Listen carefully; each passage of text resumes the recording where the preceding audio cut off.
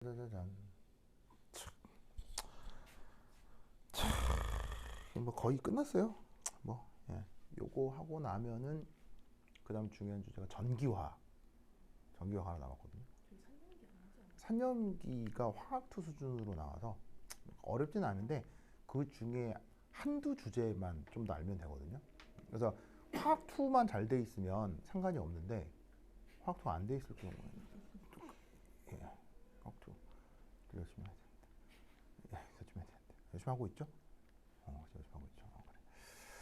자 보자. 홍구가 없으니까 해보도록 합시다. 깁스 에너지라는 컨셉이 있어요. 그 아까 자발성이라는 말이 있었는데 그 자발성을 판단할 때 전우주 엔트로피가 어떻게 되느냐 이 얘기를 했었잖아요. 제가 양수일 때, 음수일 때, 0일 때 그런 얘기를 했었죠. 그렇죠? 그런데 그게 어떤 변화가 상식적이냐 불가능이냐 화학 평형이냐에 또 직접적인 영향을 주는 게 바로 온도입니다. 그것을 알아보기 편하고 그 다음에 판단하기 쉽게 만들어주는 함수가 하나 있는데 그걸 뭐라고 부르느냐? 깁스 에너지라고 해요. 그래서 그 깁스 에너지의 정의는 이렇게 정의됩니다. H는 엔탈피고요. T는 온도, S는 엔트로피입니다. 알겠죠? 자, 그럼 이때 요거로부터 우리는 이런 표현을 하나 생각해 볼 수 있어요. 전 우주의 엔트로피 표현. 보이시죠? 그럼 이때 얘는 시스템, 서라운딩, 엔트로피 표현 각각으로 분리할 수 있고요. 이때 얘를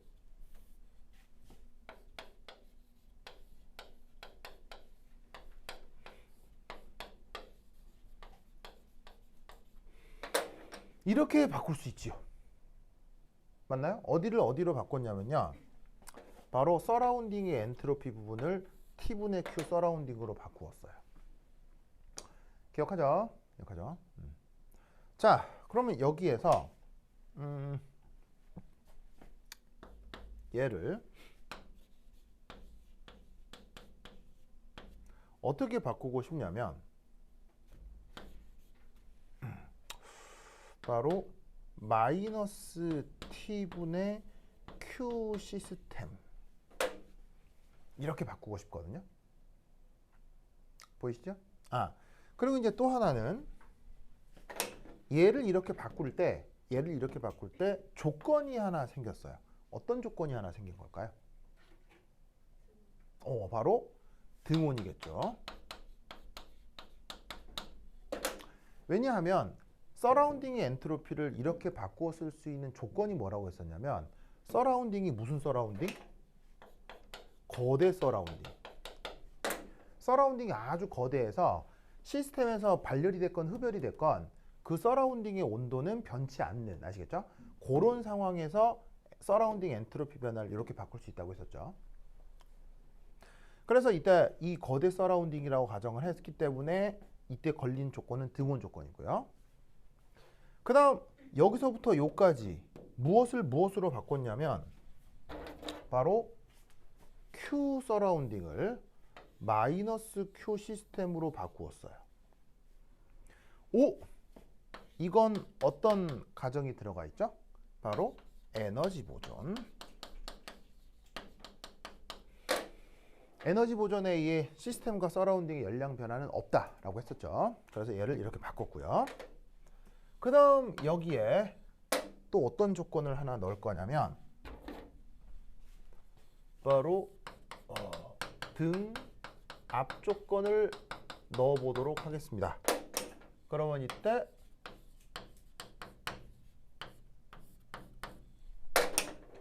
Q 시스템은 뭐로 바뀌죠?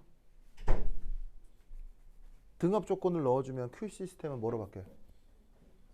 바로 델타 H 엔탈피 변화로 바뀌겠죠?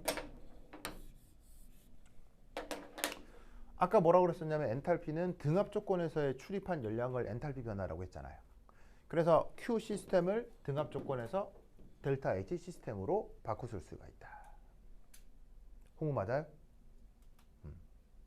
홍우 어디 갔다 왔어? 담배 피고 왔죠. 그래요? 그래요. 알겠습니다. 홍우야, 노담이면 좋겠어. 자, 요거. 네. 그래. 자. 그럼 이때 이 상태에서 얘를 짜잔 이렇게 묶어버리면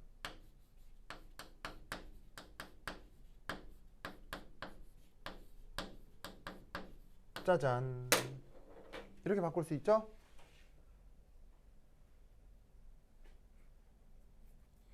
맞습니까? 그냥 마이너스 t를 묶어낸 거예요. 이때 얘를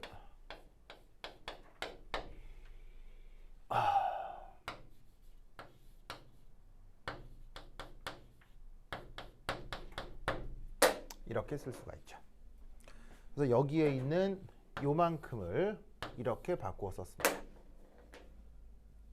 자, 여기 PT라고 쓴 건 뭐냐면 P는 등압 그리고 T는 등온. 그래서 엔탈피 변화, 엔트로피 변화는 깁스 에너지 변화로 쓸 수 있는데 언제? 등압, 등온 조건에서.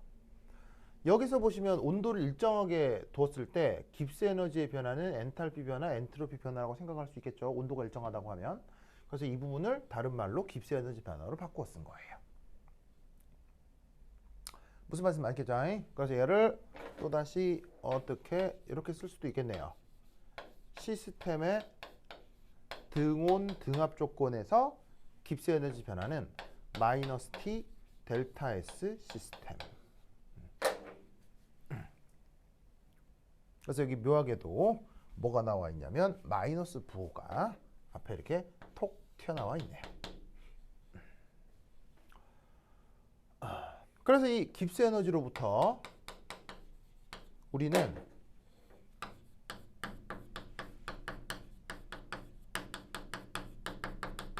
자발성을 이렇게 나타낼 수도 있겠네요. 자, 자발적 과정에 대해서는 앞서 전우주 엔트로피 변화가 양수라고 했었는데 이거 다른 말로 시스템의 깁스 에너지 변화가 음수다. 이렇게 표현해도 되는 거죠. 왜냐하면 이 앞에 마이너스 부호가 생긴 거니까요.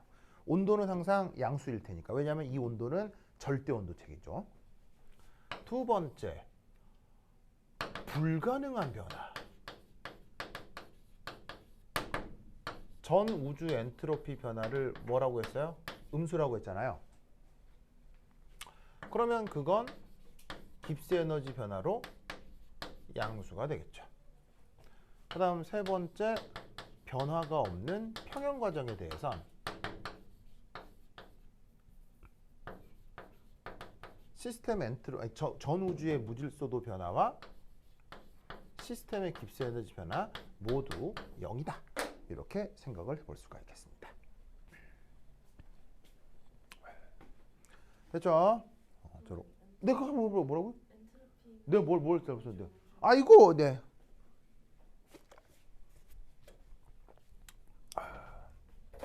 얘가 일이 가서 곱해진 거니까. 지금 고마워요. 이리 표현해 볼 수 있겠습니다. 알겠죠? 그렇죠? 그러면 저기에 있는 저 깁스 에너지가 자발성을 표현해 주는 수단이 되는데 깁스 에너지가 그것만 보여주는 게 아니고요. 아까 얘기했듯이 자발성과 온도의 관계를 보여주는 건데 자, 그걸 이제 한번 더 살펴보도록 하겠습니다. 그럼 봅시다. 자, 그럼 여기서 3. 자, 됐고. 이제 여기 줄게요. 쓸 게 많으니까 여기 줄게요. 그래서 지우고.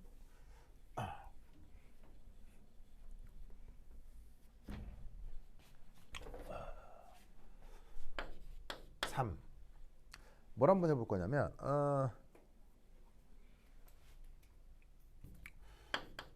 온도의 영향.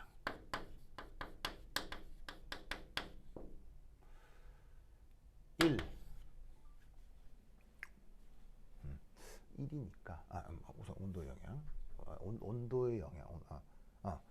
이렇게 써야겠다. 자발적 변화에 대한 온도의 영향. 자, 그러면 자발적 변화를 이제 누구 관점으로? 깁스 에너지 관점으로 생각을 해봅시다. 그리고 이때 당연히 T여서 등온, 등압이지만 이 등압, 등온 조건을 보통 표기하지 않고 생략합니다. 그래서 깁스 에너지를 가지고 자발성 표현을 할 때는 항상 등온, 등압 조건인 것이 달려 있는데 너무 계속 나와서 저 등온, 등압을 보통 생략하고 표현하지 않는 경우들이 많습니다. 근데 이 깁스 에너지를 가지고 자발적 변화를 어떤 자발성을 판단할 때는 이 조건이 항상 숨어 있다는 걸 아셔야 돼요. 그렇죠? 근데 수능 문제 같은 경우에는 이게 다 그냥 생략되어 있는 거죠. 그래서 이것도 꼭 기억하시고요. 이게 방금 얘기했듯이 그 시스템의 엔탈피와 엔트로피 변화랑 이런 관계가 있다고 했었죠. 그런데 자발적 변화면 이 녀석의 부호가 양수인 거예요, 음수인 거예요? 음수인 거죠. 음수 맞죠? 음수. 그러면 이 상태에서 여기 줄게요. 여기 줄게요. 아니, 밑에 쓰자. 그럼 이걸 다른 말로 어떻게 쓸 수 있냐면 바로 T 델타 S가 엔트로피 변화가 큰 것, 엔트로피 변화보다 큰 것. 그래서 얘를 이쪽으로 넘기면 세상에 벌어지는 자발적 변화에 대해선 T 델타 S가 델타 H보다 큰 조건에서 항상 자발적 변화가 일어난다라고 생각해 볼 수 있는 거죠. 알겠죠? 됐죠? 자, 그럼 이 경우 첫 번째 1.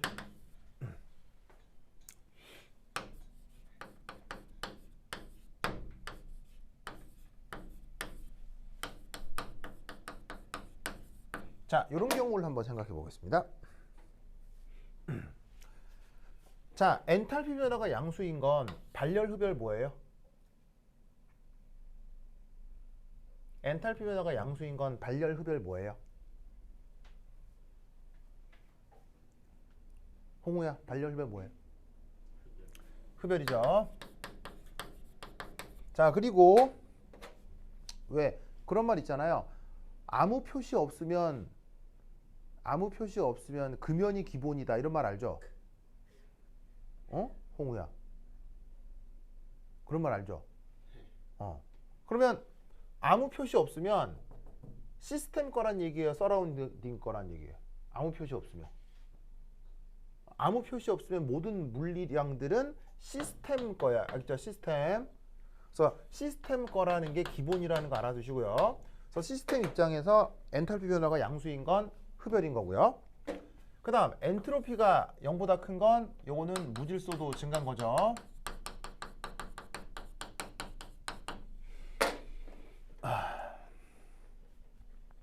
그러면 여기에서 T 델타 S 요건데 얘를 다른 말로 어떻게 쓸 수 있냐면 이렇게 쓸 수 있는 거지. 맞아요?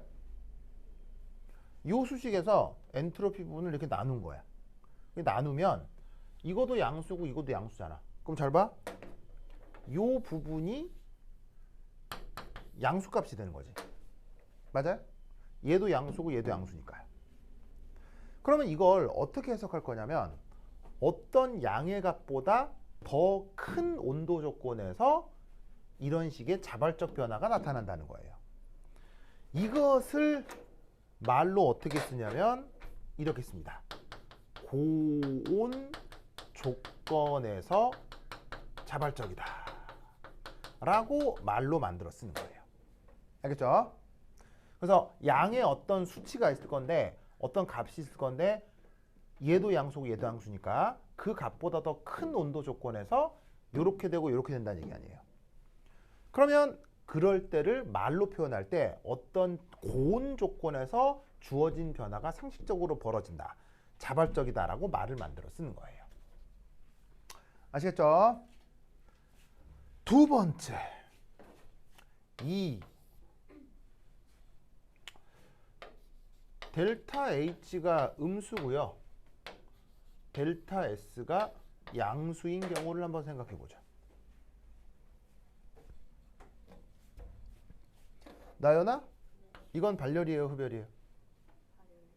발열이죠. 그러면 이 경우도 자발적 변화에 대해서는 이렇게 될 거 아니야, 그지? 맞아요? 그 다음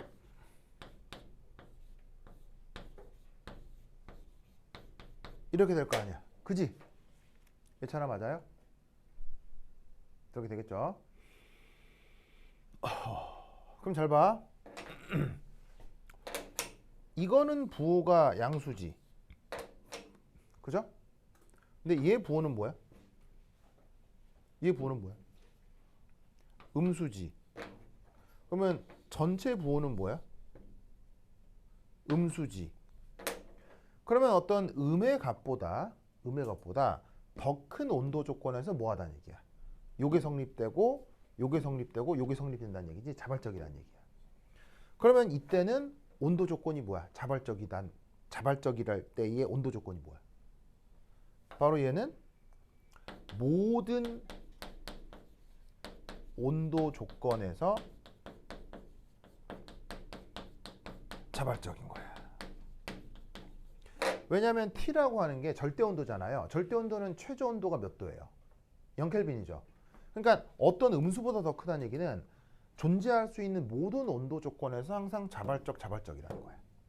그래서 어떤 변화가 발열 반응이고 무질서도가 증가하는 반응이면 온도 조건에 무관하게 항상 자발적인 거예요.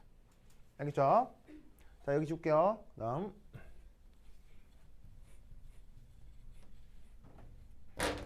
자, 그럼 3.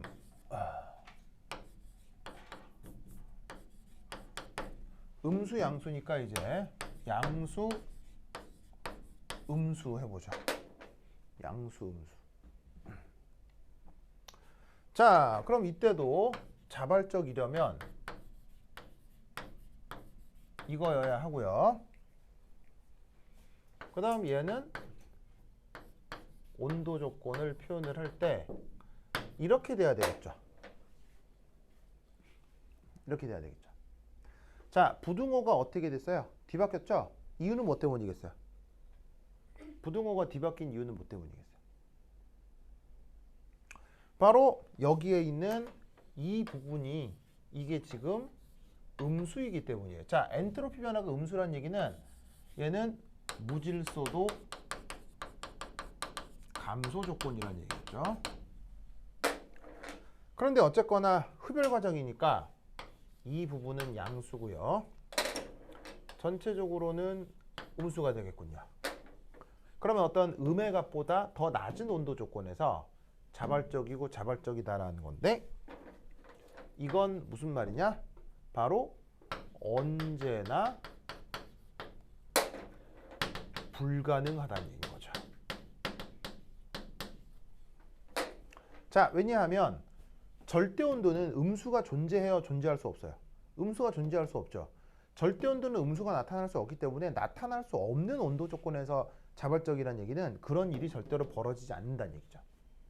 그래서 흡열이면서 무질서도가 감소하는 반응은 절대 존재할 수 없습니다. 알겠죠? 그런 변화는 절대 일어날 수 없어요. 그걸 수리적으로 이렇게 표현하는 거죠. 그 다음 마지막 네 번째 경우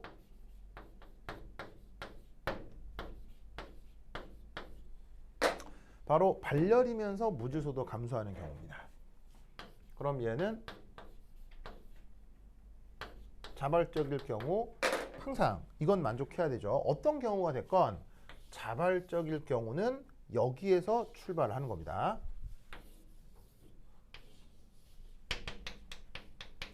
자발적이라는 가정을 한다면 T 델타 S가 N 델타 H보다는 무조건 크다는 뜻이죠. 그러면 이때는 어떻게 될 거냐? 온도 조건이 엔트로피를 나누어 주면 이렇게 표현이 될 텐데 이때도 음수가 되겠죠. 아니 이때도 부등호가 바뀌겠죠. 왜냐하면 여기에 있는 이 엔트로피 부분이 음수니까요. 그런데 지금 보시다시피 엔탈피 부분도 음수, 발열 반응이라고 하면 마이너스를 마이너스로 나눈 것, 이건 부호가 뭐가 되겠어요? 플러스가 되겠죠? 그러면 어떤 플러스 값보다 더 작은 온도 조건에서 보시다시피 뭐가 된다? 자발적이라는 일이 벌어지는 거니까, 그럼 얘는 당연히 어떤 얘기를 생각해 볼 수 있냐면 얘는 0켈빈보다도 더 큰 온도 조건이지만 그 변화에서 제시된 어떤 양의 값보다는 작을 때, 그래서 작을 때 자발적인 변화가 일어난다는 뜻이니까 이때는 말을 어떻게 만들어 붙이냐면 어떤 특정한 저온 조건에서 주어진 변화가 자발적이다 라고 말을 만들어 붙이는 거예요. 알겠죠? 예찬 알겠어요? 예찬도 잘 고르죠 지금. 예찬 잡죠? 예찬 진짜 힘내주셔야겠죠? 우리 예찬 진짜. 자, 요거 무슨 말씀인지 아시겠어요? 알겠죠?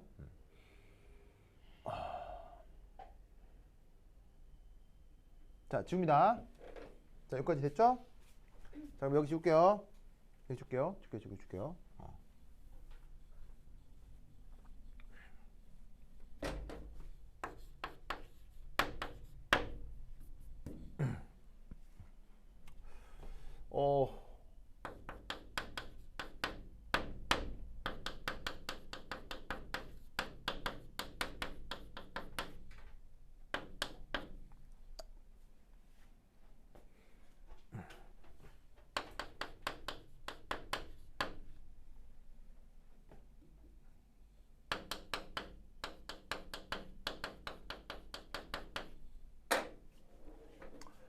자, 여기 이제 신장이라는 말을 썼는데요. 이게 늘어난다.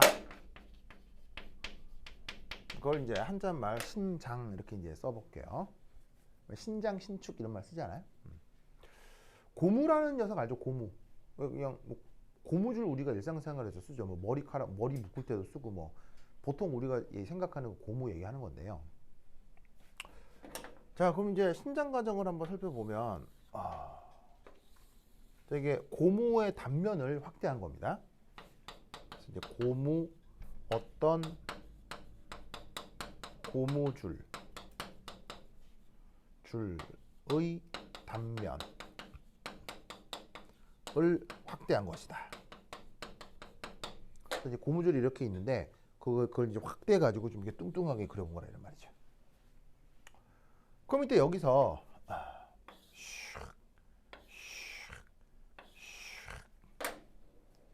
자, 저기서 쓱쓱쓱 그려놓은 건 뭐냐면 각각의 미세 섬유를 뜻합니다. 뭐 고무 같은 이런 물질을 우리가 이제 고분자 물질이라고 하는데 그 고분자를 구성하는 어떤 화학적인 결합이 이게 선형적으로 쭉 연결되어 있는 그 단위들을 그냥 모식적으로 이렇게 그린 거다라고 생각해 보자 이런 말이에요. 그래서 요 선을 따라 뭐 탄소 뭐 그런 결합들이 쭉 이렇게 늘어져 있을 거다라고 생각해 보자는 얘기죠. 그래서 그런 미세 섬유들이 분자 간 인력에 의해서 엮여 있는 게 바로 고무라는 재질이라고 해보자 이런 말이에요. 알겠죠? 알겠죠? 그러면 이때 어떻게 되느냐?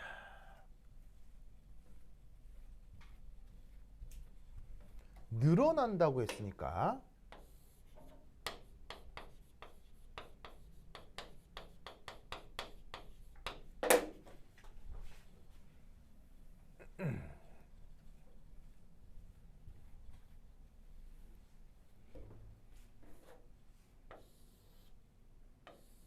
이렇게 되는 게 늘어나는 거 아니에요? 그죠?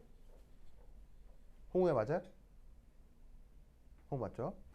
그럼 이렇게 늘어났을 경우 저기에 있는 고무 내부에 있는 미세 섬유가 여기서 어떻게 그 위치를 잡을지를 한번 생각해 보자면, 자, 당연히 늘어난 거니까, 늘어나기만 한 거니까 질량은 바뀌는 거예요? 질량은 보존이에요? 자, 이때 이 고무줄하고 이 고무줄 질량 달라요, 질량 같아요? 나연아, 질량은 어때? 질량은 보존이죠. 그러면 질량이 보존이니까 여기 앞에서 고려해 놓은 미세 섬유도 그 개수가 보존되겠어요, 바뀌겠어요? 예찬아, 저 미세 섬유 개수 보존되겠어요, 바뀌겠어요? 당연히 보존돼야 되겠죠. 그럼 여기 세 가닥 그려놨으니까 여기도 몇 가닥 있어야 돼? 세 가닥 있어야 되겠지? 세 가닥을 그려. 세 가닥을 그려. 됐죠?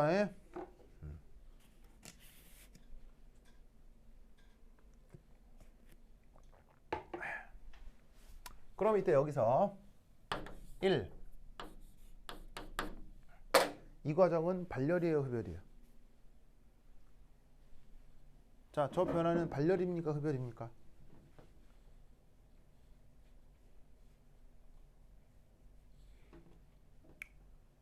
나이나 저거 발열이에요, 흡열이에요? 발열이에요, 흡열이에요? 흡열이라며.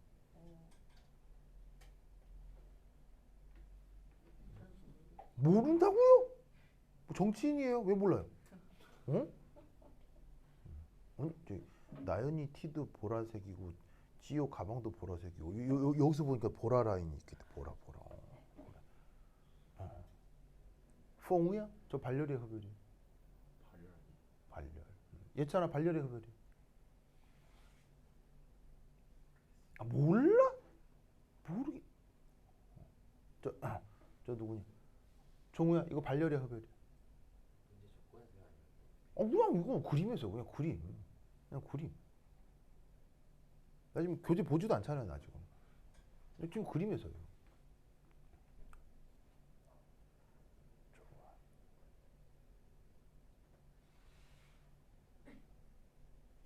어떻게 되겠습니까? 자, 보자. 이렇게 이제 고무가 늘어나기 전에 뚱뚱할 때는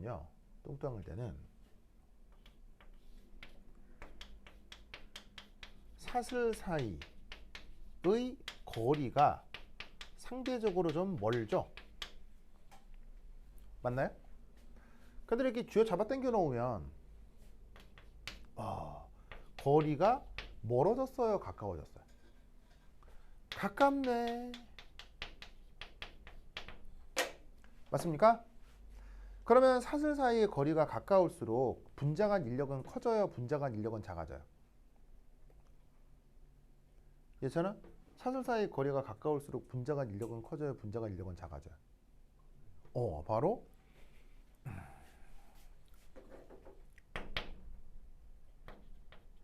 분자간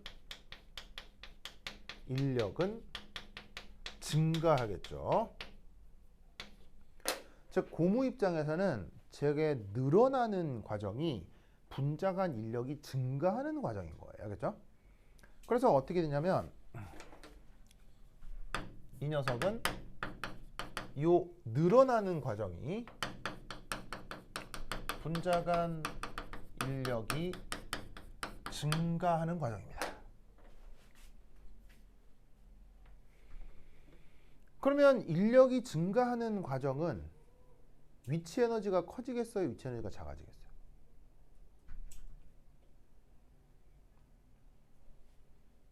이 과정은 그러면 위치 에너지가 커지는 과정이에요, 위치 에너지가 작아지는 과정이에요? 홍우야, 저 과정은 위치 에너지가 증가하는 거예요, 위치 에너지가 감소하는 거예요?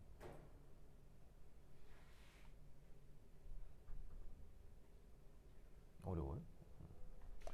예찬아, 지금 이 과정은 위치 에너지가 증가하는 과정이에요, 위치 에너지가 감소하는 과정이에요? 위치 에너지. 물리학 시간에 배웠던 위치 에너지. 바로 분자간 인력이 증가하고 위치 에너지는 감소하는 과정이죠.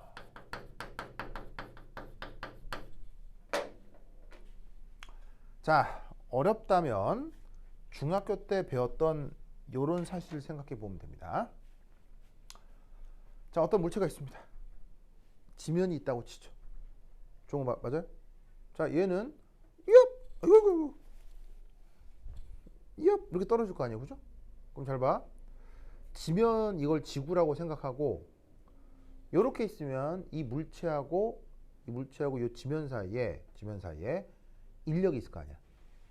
그 만류인력이라고 할 수 있는데 그 인력이 자 이렇게 있을 때에 비해서 이때 인력이 큰가 인력이 작은 거야. 이게 떨어져 있으면 인력이 작은 거지. 붙어 있으면 인력이 어떻게 되는 거야? 커지는 거지. 그럼 인력은 작고 인력은 커지는 거야, 그지? 이때 우리는 중학교 시간에 배웠어. 이렇게 돼 있을 때 위치 에너지가 크다고 그래. 이렇게 돼 있을 때 위치 에너지가 크다 그래. 이렇게 있을 때 위치 에너지가 크다고 하잖아. 언제? 인력이 작을 때 위치 에너지가 크고 인력이 클 때 위치 에너지가 작고. 중학교 때 배웠지. 홍우야, 중학교 때 배웠지. 아, 역학적 에너지 보존법 중학교 책에 나오잖아요. 어느 중학교 나왔어요, 홍우는? 어? 홍우 어느 중학교 나왔어요?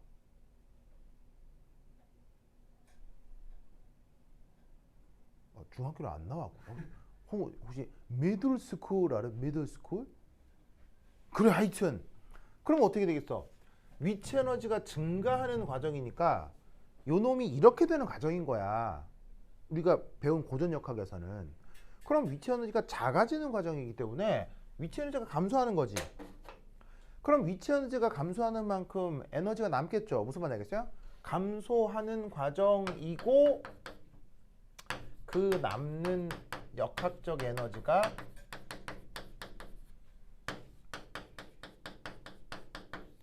외부로 방출하는 과정이기 때문에 이 과정은 뭐다?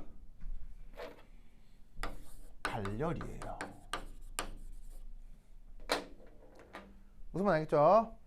그래서 이 과정에 대해서는 온도 증가를 인식할 수 있습니다.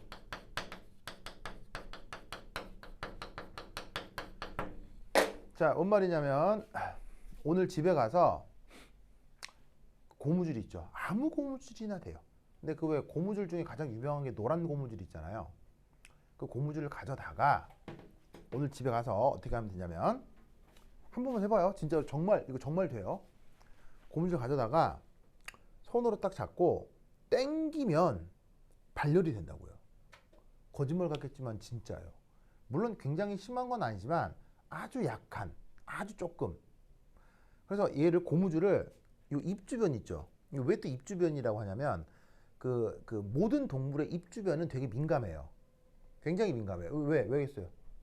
입 주변의 감각은 굉장히 예민해요. 뭐 때문이겠어요? 바로 생명과 직결되어 있기 때문이에요. 입이 둔감하면 아무거나 처먹을 거 아니에요. 그럼 어떻게 돼요? 뒤져 죽는다고. 그러면 생명 입장에서 오래 살아야 되니까 사람이 됐건 어떤 동물이 됐건 입 주면은 민감해 둔감해. 억수로 예민해요. 알겠어요? 안 그러면 죽어. 알겠죠? 입 주변이 굉장히 예민하기 때문에 이 입 주변에다가 고무줄을 딱 놓고요. 가까이 두고 팍 당겨 보세요. 팍 당기면 발열되는 게 느껴져요. 진짜 느껴져요. 종우 웃네. 종우 믿습니까? 종우 따라해봐. 불신지옥. 해봐. 불신지옥 해봐. 불신지옥. 믿어야 돼. 지호야? 믿습니까? 그래. 알겠죠. 믿으셔야 됩니다. 알겠어요? 불신지옥이다. 마귀야 물러가라. 그래서 어떻게 이렇게 하면 이제 열이 나오는 걸 느껴집니다. 진짜 느껴집니다. 정말이에요. 예찬 알겠죠? 오늘 집에 가서 해볼 거야, 안 해볼 거예요? 안 해볼 거죠. 진짜 예찬이 선생님 해보라는데 해보지도 않고 진짜. 정말. 홍우 해볼 거예요?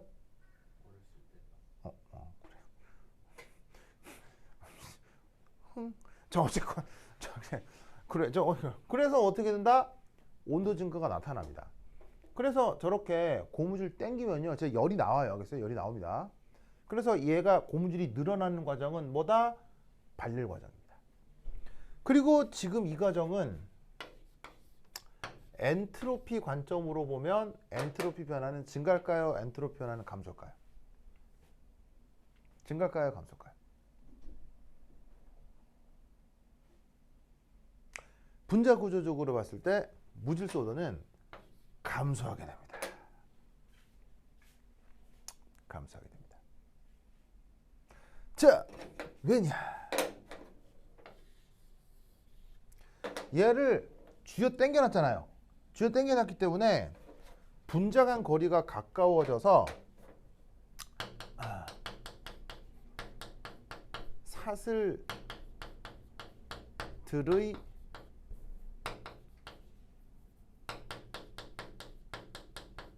무질소도가 줄어든다. 얘가 외력을 받지 않아 이렇게 똥똥한 상태에서는 여러 형태로 유지가 될 수 있거든요. 근데 제가 쭉 늘어났다는 얘기는 보통의 경우 외력이 가해진 거기 때문에 그 외력이 가해진 그 형태를 유지할 수밖에 없어요. 그럼 그만큼 이전에 비해서 존재할 가능성이 미시 상태의 개수가 줄어들기 때문에 엔트로피가 무질소도가 감소한다고 볼 수 있죠. 그래서 고무줄이 늘어나는 과정은 발열의 무질소도가 감소하는 과정이에요. 그러면 이때 여기서 3 자발성을 판단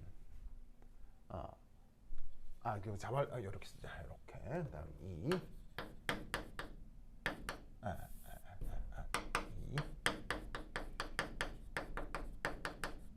자발성의 판단 1 고무가 늘어나는 과정. 방금 얘기했듯이 발열의 무질소도 감소잖아요. 그러면 자발적일 경우 T 델타 S가 델타 H보다 커져야 된다고 했었는데 이때 온도는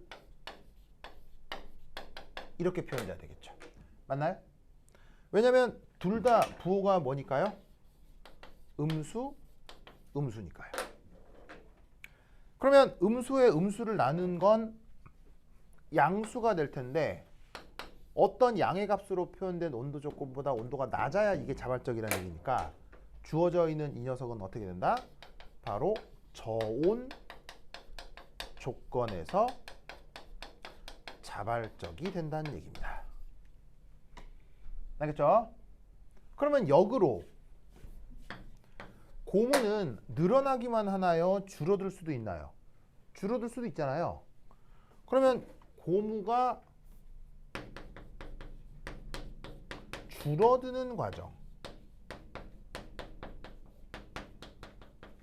그럼 이건 늘어나는 것과 줄어드는 것은 서로 반대이기 때문에 엔탈피하고 엔트로피 변화를 어떻게 생각해 주면 되겠어요? 거꾸로 흡열의 무질소도 증가라고 생각하면 되겠죠? 맞아요? 그럼 이건 자발적일 경우 델타 H, 델타 S에서 양수가 될 거고요. 이건 다른 말로 고온 조건에서 자발적이라는 거죠. 아시겠죠? 그렇죠? 이것을 꼭꼭 기억해 두시기 바랍니다.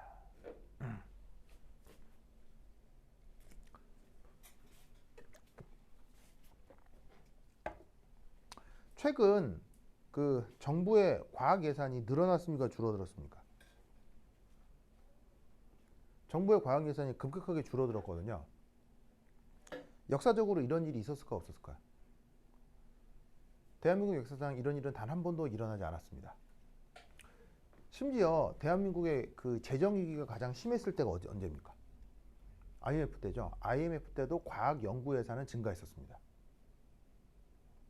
그래서 지금 대한민국 국가 설립 이래로 과학 연구 예산이 줄어든 첫 번째 해입니다. 그럼 이거는 아무것도 아닌 문제예요? 심각한 문제일 수 있어요? 심각한 문제일 수 있죠. 그래서 이 심각한 문제라는 걸 누가 경고했습니까? 한국 이렇게 하면 되게 심각한 일이 벌어진다라고 누가 경고했습니까? 바로 사이언스하고 네이처에서 논문이 나왔더라고요. 사이언스하고 네이처에서 한국의 경우 과학 예산이 삭감될 경우 미래에 심각한 위기를 초래할 수 있다는 연구 논문이 나왔어. 사이언스하고 네이처예요. 알겠어요? 네. 홍 왜요? 홍 왜요? 아, 삭감돼서. 그래서 어떻게 삭감됐는지를 봤더니 너무 웃긴 일이고, 너 어떻게 삭감되는지를 봤더니 그 국가에서 나오는 펀드 중에 어떤 펀드가 있었냐면 극지 알죠? 극지 남극 북극 극지 연구 활동에 대한 연구 예산을 신청하라고 공문이 떴어요. 근데 그게 삭감됐어요. 왜 삭감됐느냐? 바로 극지 연구 대상에 대한 그 뭐냐면은 그 연구비를 신청하라라고 하는 연구소가 한 군데밖에 없었기 때문에 그 한 군데가 독점하여 예산을 따갈 수 있으므로 비리를 막기 위해 연구비가 삭감된 거예요. 근데 대한민국에서 운영하는 극지 연구소는 몇 군데밖에 없죠? 한 군데밖에 없거든요. 무슨 말인지 알겠어요? 보통 정부 입찰 사업에서는 여러 군데가 경쟁해서 거기서 더 우수한 업체를 뽑는 게 보통의 상식이죠. 근데 극지 연구 예산은 여러 군데가 할 수 있어요. 한 군데밖에 없어요. 한 군데밖에 없어서 한 군데가 신청을 해서 그게 비리가 생길 수 있어 안 된다고 해서 깎았다. 합니다. 그래서 며칠 전 그 대정부 질문 그다음에 그거 뭐냐 국정감사에서 그게 나왔더니 뉴스에 나왔더라고요. 그래서 해드리는 말씀이에요. 근데 갑자기 내가 얘기를 왜 하느냐? 그 남극에 가면 연구소 있죠. 세종기지 있잖아요. 거기서 연구원을 많이 뽑거든요. 계약 기간 몇 년? 계약 기간 최소 2년입니다. 최소 2년. 왜? 거기 한 번 가면 나올 수가 없어요. 알겠어요? 그거 출퇴근할 수가 없기 때문에 그거 가면 2년 동안 계속 거기 살아야 돼.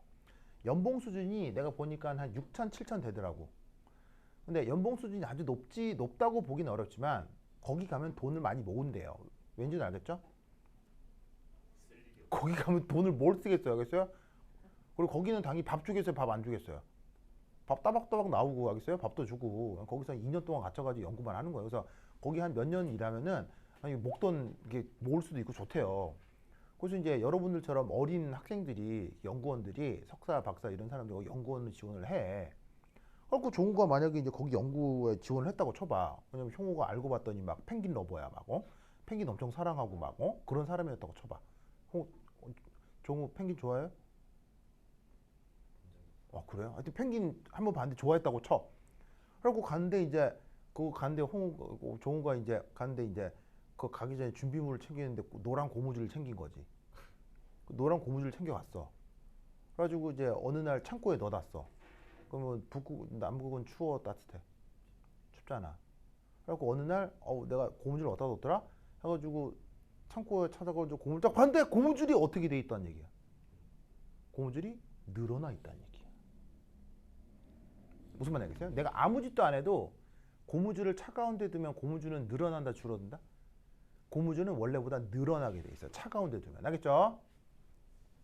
역으로 고무줄을 적도처럼 더운 지역에 가져가서 오랫동안 방치한다. 그럼 적도처럼 뜨거운 지역에 가면은 고무줄은 알아서 늘어든다 줄어든다? 줄어드는 거예요. 무슨 말 알겠죠? 그렇죠? 그래서 그런 변화에 대해서 이런 해석을 할 수 있다. 알겠죠? 그렇죠? 논리를 알아두시기 바랍니다. 자, 거기 보시면 비슷한 문제로 52번 한번 해볼게요. 52번. 자, 52번은 크게 어렵지 않습니다. 자, 52번 해볼게요. 지운다. 자, 내 칠판 지우는 동안 52번 해봐요.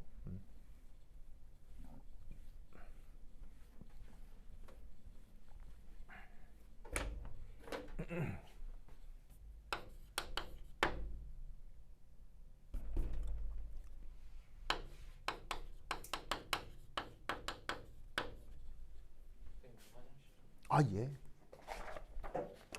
자, 52번.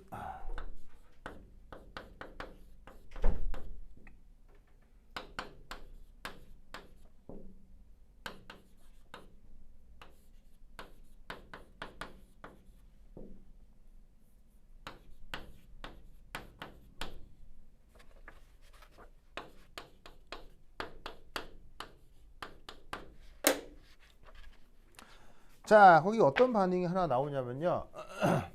철이 산소랑 반응을 해서 산화철이 되는 거예요. 그런 반응식이 하나 나오죠? 나이나 맞아요? 그러면 산화철이 된다고 했을 때 요놈의 산화철 우리말로 뭐 바꿔 쓰면 뭐예요? 그러니까 학술 용어로는 산화철이죠. 근데 평소 용어로 쓰면 뭐예요? 녹이죠, 녹. 녹. 맞습니까? 자, 그럼 이때 여기서 이 녹이 쓰는 과정은 발열이에요, 흡열이에요? 이거 발열이에요, 흡열이에요?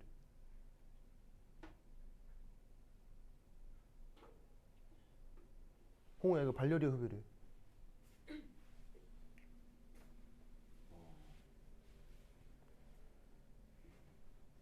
나연아, 저거 발열이에요, 흡열이에요? 뭐예요? 버러. 이 반응은 발열이죠. 왜? 지우야, 이거 왜 발열이에요?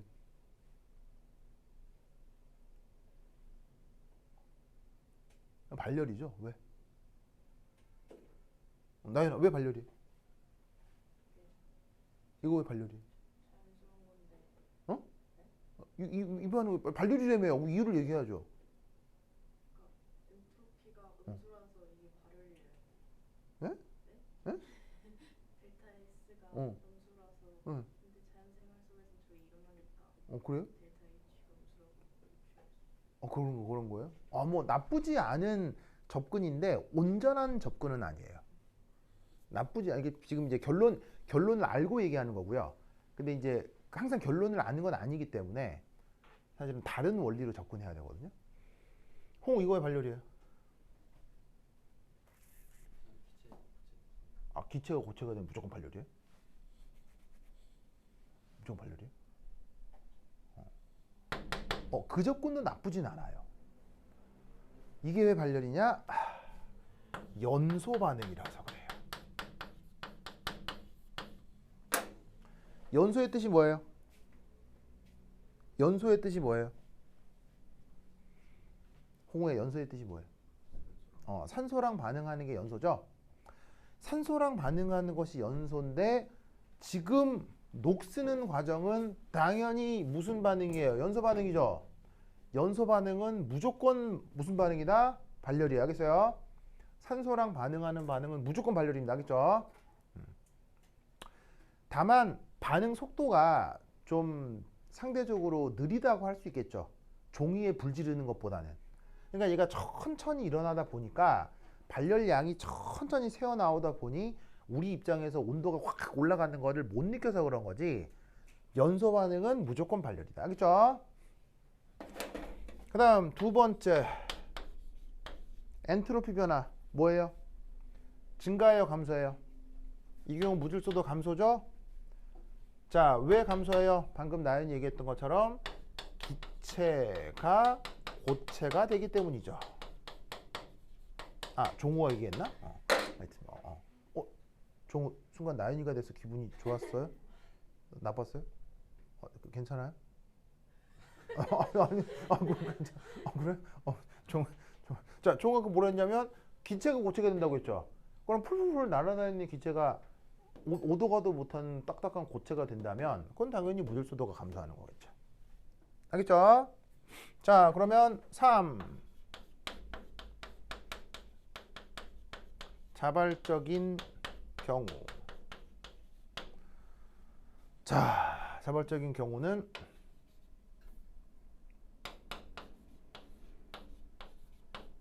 이 조건을 만족하는 게 항상 자발적인 경우죠. 이게 원래는 이제 그 깁스 에너지가 음수거나 전우주 엔트로피 변화가 양수인 조건인데 그걸 편의상 이렇게 쓸 수가 있단 말이에요. 그렇죠? 그럼 이 경우 요 온도 조건은 어떻게 해야 되느냐? 엔트로피를 나누는 순간 부등호가 바뀌어야 되겠죠. 왜? 얘가 마이너스니까요. 그런데 엔탈피 변화도 여전히 마이너스죠. 그러니까 의미는 어떤 양의 값이 된단 말이에요. 그럼 온도 조건이 제시된 어떤 양수 값보다 작은 조건에서 자발적인 거니까 이럴 때를 말로 어떻게 쓴다? 저온에서 자발적이다 라고 말을 써주는 거예요. 무슨 말인지 알겠죠? 아시겠죠? 논리를 꼭꼭 기억해 두시기 바랍니다. 오케이, 됐다. 자, 그 다음 여기 지울게요. 여기 준다. 예찬아 여기 지워도 되겠어요? 준다.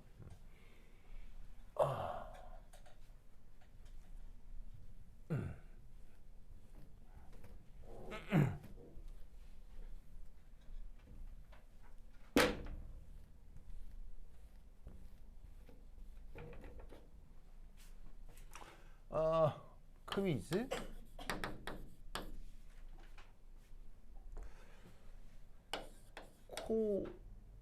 코비드 19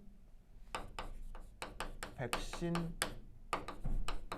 합성 조건은 뭘까요? 자,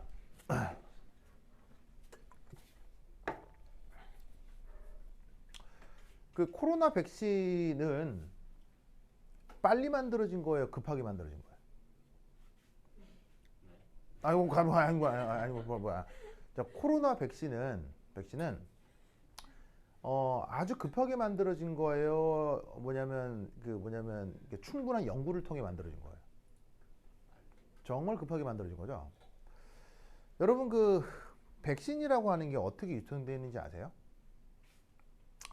백신이 사실은 백신을 만들려면 돈이 조금 들어요? 무지막지한 돈이 들어요? 무지막지한 돈이 들거든요. 그래서 백신을 만들 수 있는 회사는 전 세계 몇 군데가 없어요.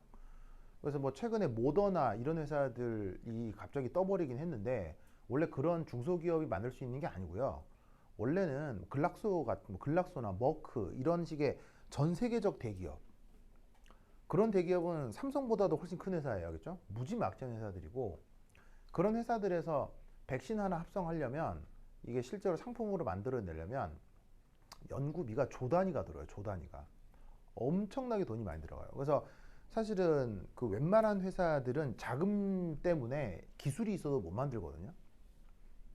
특히나 이제 뭐 할 때 돈이 많이 들어요. 이게 실험실에서 연구 합성하는 때는 한 비용이 1,000억 정도면 되거든요. 1,000억 정도 들면 실험실 수준에서 합성은 할 수 있어요. 근데 모든 의약품은 뭐를 통과해야 돼요? 임상실험을 통과해야 되죠. 그때 조 단위가 들어요.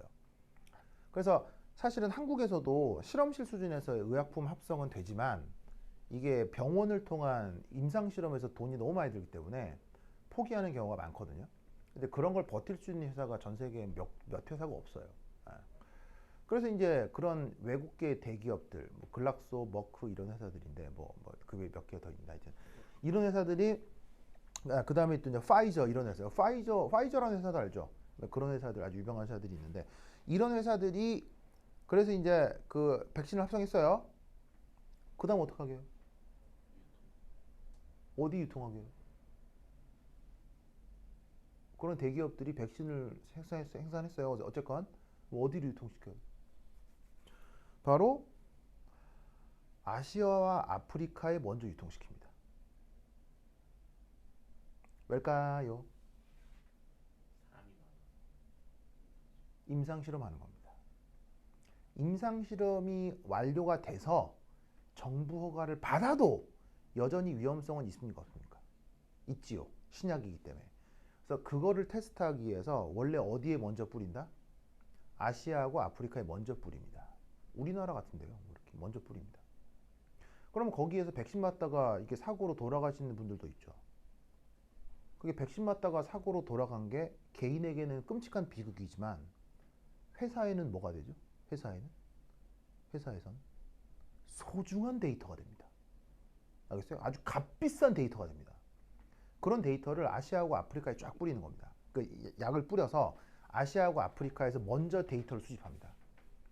그래서 그런 식으로 신약이 합성되면 2년에서 3년 정도 최소 아시아 아프리카에 먼저 뿌려가지고 안정성을 확인합니다. 백신 부작용 같은 것들을 먼저 확인하는 거예요. 그게 확인이 된 다음 그 다음 유럽과 미국에 파는 겁니다. 이게 원래의 백신 생산 코스입니다. 무슨 말인지 알겠죠? 기분이 별로 안 좋죠? 무슨 말인지 알겠죠? 별로 안 좋죠. 근데 이번 코비드 19 때는 그 백신 판매 순서가 어떻게 됐어요? 역전이 됐죠? 역전이 됐죠. 뭐 때문이에요? 특히나 한국의 경우는 백신이 급하지 않았기 때문이에요. 한국의 경우는. 왜 백신이 급하지 않았죠? 방역을 전 세계에서 제일 잘했죠. 그래서 뭐 블룸버그 통신 같은 경우는 그때 코비드 19 터졌을 때 국가별 그 방역 지수를 계속 발표했었어요. 당연히 국가별 방역 지수 전 세계 랭킹 1위 어디였겠어요? 당연히 랭킹 1위 어디였겠어요? 우리나라였죠. 그래서 우리나라에서는 그 백신 수입 그리고 실제로 백신을 수입해서 이 국민들에게 처방하는 그 시간을 한국에서는 어떻게 최대한 늦출 수 있었어요. 이게 백신을 수입하고 처방하는 걸 늦추는 게 좋은 거예요, 안 좋은 거예요? 이게 원래 좋은 거라고요. 원래 좋은 거라고요. 알겠어요? 그래서 이제 이렇게 백신 수입을 늦출 수 있었던 게 방역을 철저히 했기 때문인 거죠.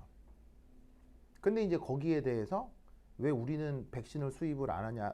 다 했어요. 했지만 하고 나서 기다리는 거예요. 최대한 기다리는 거예요. 뭐 때문에? 안정성 때문에. 근데 백신을 수입을 왜 안 하느냐? 왜 백신 처방을 안 하느냐로 이상한 사람들이 막 떠들죠. 그 떠드는 사람들의 목적은 두 가지예요. 첫 번째, 존나이 무식하거나 또 하나는 한국이 망하길 바라거나. 그 두 목적을 가지고 그런 얘기들을 하는 사람들이 있었던 거예요. 원래 생물학이나 의학을 알면 그런 얘기를 하면 안 된다는 거예요. 무슨 말인지 알겠죠? 한국이 그게 가능했던 게 철저하게 뭘 했기 때문에 방역을 했기 때문인 거예요. 그래서 그런 대기업에서도 워낙 자기들 나라에서 사람들이 수만 명씩 죽어나가니까 안정성이 확인되지 않은 백신이라도 만들어서 빨리빨리 처방을 했던 거예요. 그리고 이때 만들어진 코비드 19이 굉장히 이 날림으로 만들어졌다는 걸 알 수 있는 게 바로 이겁니다. 나는 저 얘기 뉴스에서 딱 듣는 순간 진짜 존나이 대충 만들었구나. 나 딱 느꼈어요. 그냥 저 뉴스에 나오는 순간 야 이거 양키들 이거 엄청 급했구나. 이렇게 딱 느꼈거든요. 왜냐 이겁니다. 자 여기부터는 생물학이라 나도 잘 모릅니다. 왜냐면 나는 생물의 젬병이어서요.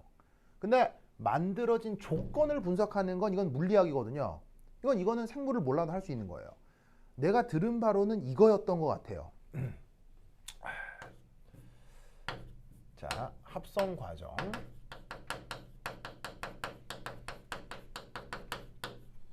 합성 과정.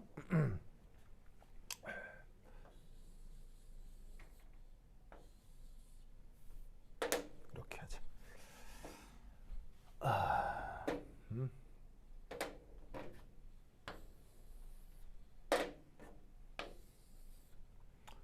자, 내가 듣기로 코비드 19 이번 백신이 이게 RNA 타입이라고 내가 알고 있거든요. 그래서 이제 누군가의 DNA가 아니고 뭐 누군가의 RNA를 가져다가 뭐 일부 합성한 건지 뭐 어디에 추출을 한 건지. 그래서 이제 이 RNA의 목적에 맞기 위해서 이 RNA들을 좀 전문 용어로 재조합을 했다고 해요. 그럼 재조합 뭔 말인지 모르겠는데 하여튼 뭐 이것저것 섞었다는 얘기겠죠. 그러면 어떤 RNA와 얘도 또 다른 RNA가 있을 텐데 이 둘을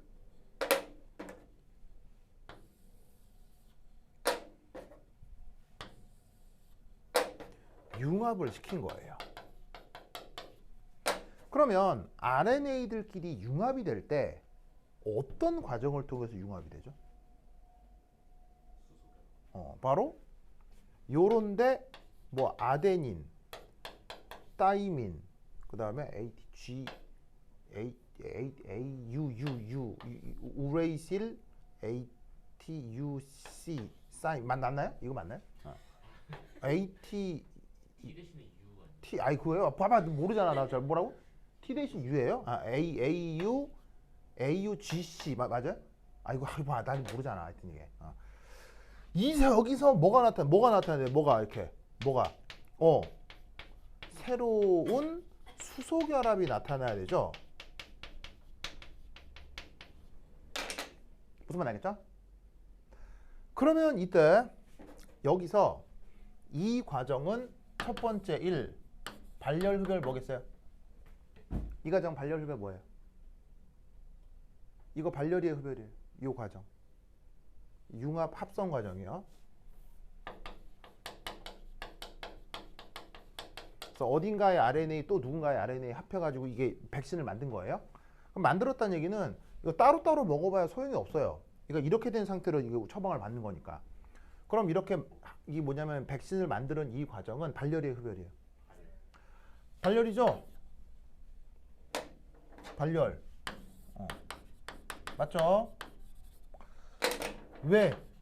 어떤 수소 결합이 만들어진 거니까요.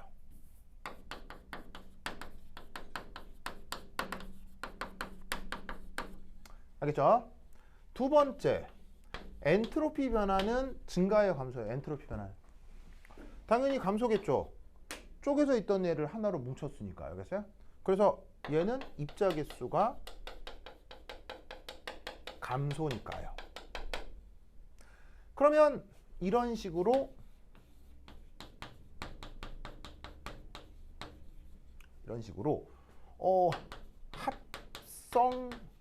합성되려면 혹은 이런 식의 합성이 상식적으로 일어나려면 T 델타 S하고 델타 H의 관계는 어떻게 돼야 돼요? 이런 게 되려면 이렇게 돼야 되겠죠? 되려면. 그러면 이때 온도 조건은 이거겠죠? 아까 얘기했던 것처럼 둘 다 음수니까요. 그럼 이 말은 뭐다?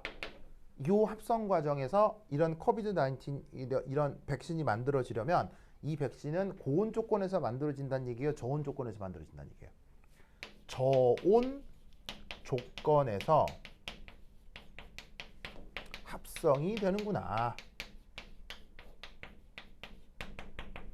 무슨 말 알겠죠? 그래서 이 백신은 유통에서 뭐가 중요했어요? 온도 조건이 중요했죠. 그런데 보통 백신을 냉장고에 보관하는 게 보통이긴 해요, 사실은. 근데 이번 백신은 냉장고가 보통의 냉장고였어요? 특수한 냉장고였어요? 특수한 냉장고 가지고 몇 도씨에 보관해야 됐었어요? 영하 100도씨에 보관해야 됐었죠. 그럼 생각해봐.